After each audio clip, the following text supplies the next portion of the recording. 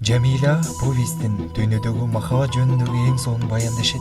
Жамиля толук жылкычынын кызы, кыз кумайда садык жетпей калып, сокур намыстын айынан аны ала качып алган. Көп өтпөй согуш чыгып, эр азаматтар фронтко аттанат. Тылда жаш бала, келин кесек, кемпир чалдар калат. 10-15 балдар колхоздо чоңдордун ишин кылат. Сейит күндөгүдөй араба черкеп кайтып келип, бригадир Орозмат энесин анандыра албай убара тартып жатканына күбө болот. Эркектер жок, аскерлерге нан керек.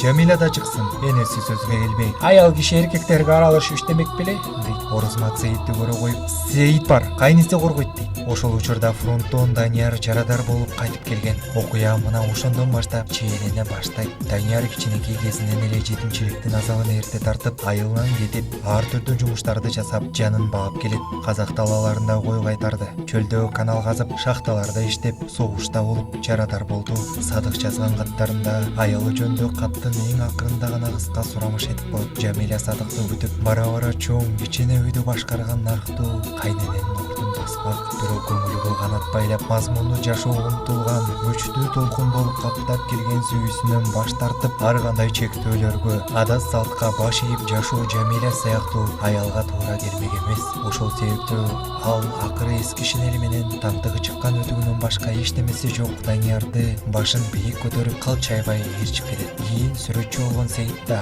өмүр тарыхына жылуу эс калтырган балалык учурга көп убакыт өткөндөн кийин кайрылып, андагы өзү күбө болгон сүйүү баянын тазалыгына эч шек кылбай окурмандарга эскерип айтып берет. Сүрөт тарткан боектун ар бир сүрткөн сызыгынан Даниярдын обону болсун. Сүрөт тарткан боектун ар бир сүрткөн сызыгында Жамилянын жүрөк оту болсун.